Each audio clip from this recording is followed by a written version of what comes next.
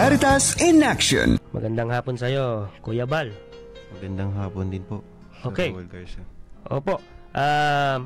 Napag-alaman ko ang iyong anak, si Venus, 3 taong gulang, ay na-diagnose na mayroong rhabdomyosarcoma, kung tawagin.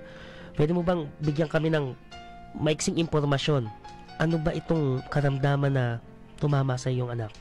Bali, yung tumama po kasi dun sa anak ko po na sakit po. Yan po kasi yung sakit po na sobrang rare po talaga. Based po dun sa nagbigay po sa amin ng idea po, result po ng mismong biopsy po ng bata po. Kasi po yan po kasi nagkaroon po ng 3 po na 3 po pala. 3 po na biopsy kasi masyado pong pinag-aralan po yung sa sakit po niya. Then yung una po niya kasi na biopsy po, nag-result po yun sa Nueva Ecija pa po. Kasi doon po siya unang naoperahan. So, 3 beses o 4 na Opo. biopsy ang bata? Opo.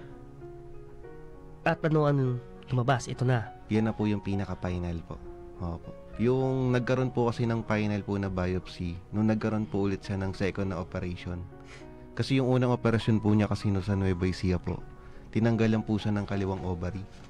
So, lumaki po siya ng kasing ganun kalaki po. Halos ng isang normal na kamay, ano? Opo. Then, kasama na rin po natanggal din po doon yung appendix po niya. Opo, noon that time po na yan. Ilang taon lang anak mo nun? 2 years old po. Then, sa side ko po, napakahirap po na makita ko po yung laman loob po ng anak ko noon that time po na yon na tinanggal po yon. Tapos after po noon, nung sa second operation po niya, 2 months ago po kasi, 2 months ago po, bumalik po ulit yung, ano niya, yung sakit po niya. So, lumaki pa po lalo yung tiyan po niya. Doon po namin nakita na pumayat po yung anak namin, sobrang liit po. Then, nangyari po nung that time na yon, buti na lang po, meron po akong kasamahan po na tumulong po sa akin na pumunta po dito sa may PCMC po. Sa kasalukuyan, ano na kondisyon ng bata si Venus? Sa ngayon po, pabago-bago po kasi yung ano niya, yung once po na after po kasi nung operation na second operation po niya, lumabas po yung bagong biopsy po niya na yan, yung rhabdomyosarcoma. Then, ano po, naulit po ulit yung session nung chemotherapy niya. Opo, kasi nakakimo na po siya. Siguro po mga 3 months na po yun. Tapos after po nun, nung lumabas po nung February, March, pinadala pa po ng ibang bansa po talaga yung ano niya, yung biopsy para po maobserbahan po mabuti yung pinaka-case po nung anak ko. Tapos po, nung time po na yun, binigyan na po kami ng bago po na yung pinaka-list po nung session po nung chemotherapy po niya na 42 week cycles po yun. Tapos meron din po doon na radiotherapy. Doon po sa anak po namin.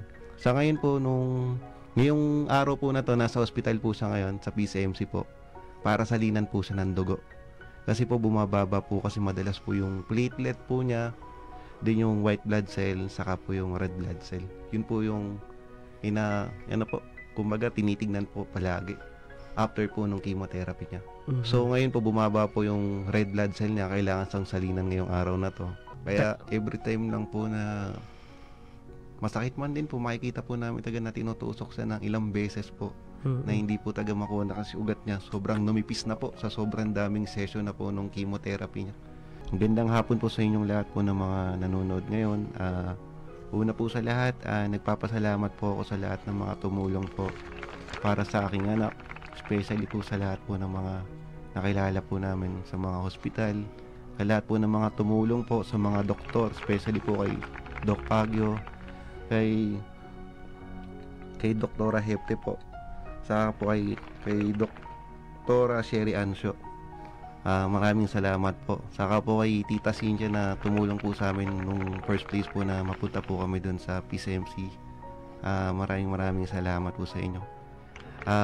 Para naman po dun sa mula po una hanggang ngayon po na tumutulong po sa aking anak at sa company ko po na pinagtatrabahuhan, maraming salamat po sa walang sawa nyo na pagsuporta po para sa aking anak.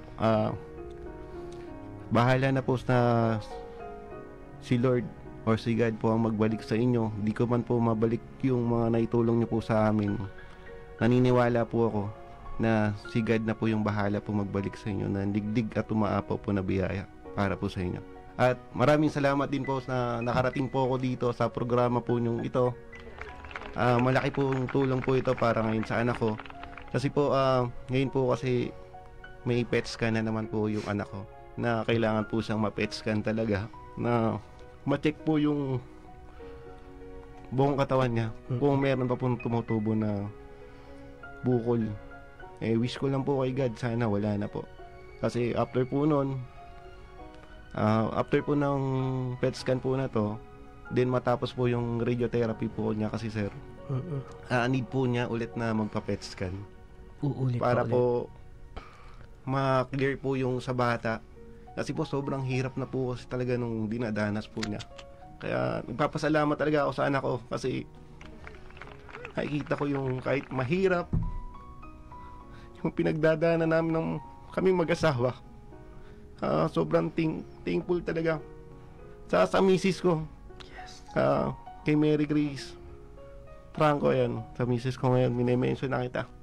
Maraming salamat sa walang sawang pagsuporta. Lagi man tayo nagkaway. Ayan. Nagpapasalamat pa rin ako sa'yo. Kasi kumbaga di mo kami pinapabayaan ng mga anak mo.